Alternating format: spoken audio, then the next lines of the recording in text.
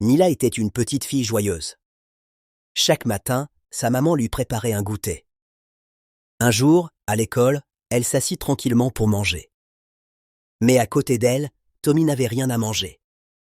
Mila hésita. Son goûter était petit. « Tiens, partage avec moi. »« Merci. » En partageant, Mila se sentit encore plus heureuse. Le bonheur avait grandi. Celui qui partage multiplie le bonheur. Personne ne savait ce que cachait cette forêt. Personne n'osait s'y aventurer. La forêt se dressait là depuis toujours, silencieuse, épaisse, presque vivante. Les anciens du village disaient qu'elle écoutait et qu'elle se souvenait. Chaque soir, au coucher du soleil, un vent étrange faisait frémir les feuilles, comme des murmures. Certains affirmaient entendre des pas. D'autres juraient avoir vu des lumières danser entre les arbres. Mais personne n'avait jamais osé vérifier. Jusqu'au jour où Lina, une enfant curieuse au regard brillant, perdit son petit chien à l'orée de la forêt. Son cœur battait fort, mais elle avança. Plus elle s'enfonçait, plus la forêt semblait changer. Les arbres se penchaient doucement, comme pour la guider. Le silence devenait rassurant. À chaque pas, Lina sentait une chaleur étrange, comme si quelqu'un veillait sur elle. Soudain, elle arriva dans une clairière. Au centre, une vieille pierre brillait doucement. Autour d'elle, les arbres formaient un cercle parfait. Son chien était là, assis calmement, la queue frétillante. Quand Lina toucha la pierre, une voix douce résonna. Cette forêt protège ceux qui avancent avec un cœur pur. Elle ne cache pas un danger, mais un refuge. Au lever du jour, Lina sortit de la forêt. Depuis ce jour, les murmures cessèrent. Les peurs disparurent. Et la forêt devint un symbole de paix. Morale, ce que l'on craint le plus cache parfois ce dont on a le plus besoin. Le courage et la bonté révèlent les plus beaux secrets. Léo était un petit garçon intelligent, mais toujours pressé. Chaque matin, sa maman lui préparait le petit déjeuner. Chaque soir, son papa rangeait ses jouets avec lui. Mais Léo ne disait jamais merci. Pas parce qu'il était méchant, simplement parce qu'il n'y pensait pas. Un jour, en allant à l'école, Léo trébucha. Une vieille dame l'aida à se relever et lui donna un sourire. Léo partit sans rien dire. La dame murmura doucement, « Un merci aurait illuminé ma journée. » Ces mots restèrent dans la tête de Léo. À l'école, son ami lui prêta un crayon. Cette fois, Léo hésita, puis dit « Merci ». Son ami sourit. Un grand sourire. Et Léo sentit quelque chose de nouveau dans son cœur. Le soir, Léo dit « Merci maman pour le repas.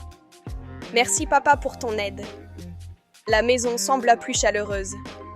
Les sourires étaient plus grands. Et Léo comprit enfin quelque chose d'important.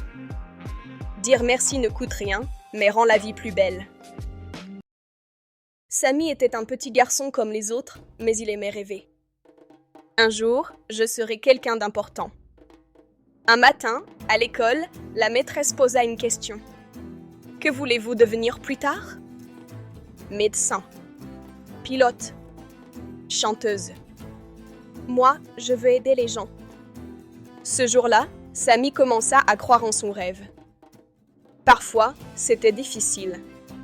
Parfois, il doutait. Les rêves commencent quand on y croit. On ne devient pas grand un jour. On devient grand en croyant en soi, pas à pas. Un bon ami rend le chemin plus court. Il était une fois deux enfants qui ne se ressemblaient pas du tout. Léo était rapide, courageux et aimait courir partout. Milo, lui, était calme, timide et avait souvent peur. Un jour, ils durent traverser un long chemin pour rentrer chez eux. Le chemin passait près d'une forêt sombre sapins et d'un pont étroit. Milo tremblait. « J'ai peur », murmura-t-il.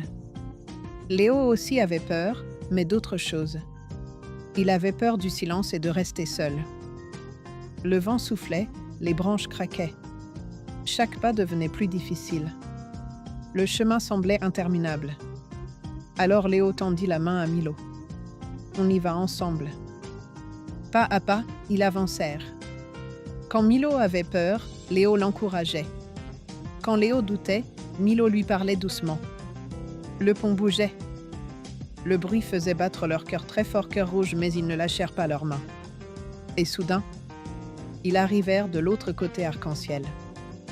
Le chemin n'était plus si long. Ils sourirent, fiers et soulagés. Ce jour-là, ils comprirent quelque chose d'important, ramirant le chemin plus court. Ils repartirent main dans la main, heureux d'avoir trouvé un ami pour la vie. Celui qui essaie encore finit toujours par réussir. Il était une fois un petit garçon qui aimait beaucoup apprendre. Mais pour lui, tout semblait difficile. Il n'arrivait pas à jouer de la musique. Il tombait souvent quand il essayait de faire du vélo. Et au football, il ratait presque tous ses tirs. Les autres enfants se moquaient de lui. Ils ne voulaient pas jouer avec lui. Ils disaient qu'il était un fardeau. Le petit garçon se sentait triste, humilié et très seul. Aucun enfant de son âge ne voulait être son ami. Mais il n'a pas abandonné. Dans sa solitude, il a décidé de continuer à essayer. Chaque jour, il s'entraînait un peu plus. Il demanda de l'aide à son père, qui l'encourageait avec patience et amour. Jour après jour, le garçon progressait. Ses doigts devinrent plus agiles pour la musique. Il garda l'équilibre sur son vélo. Et au football, il commença à marquer des buts. Un jour, le petit garçon réussit tout ce qu'il avait toujours rêvé de faire. Il était heureux et fier de lui. Les autres enfants, étonnés, virent ses progrès. Ils vinrent vers lui et lui demandèrent pardon. Ils regrettèrent de l'avoir exclu et de ne pas l'avoir aidé. Le petit garçon sourit. Il n'était pas rancunier. Il pardonna à ses amis et leur dit doucement, « Celui qui essaie encore finit toujours par réussir. » Morale, n'abandonne jamais. Avec de la patience et des efforts, tout est possible.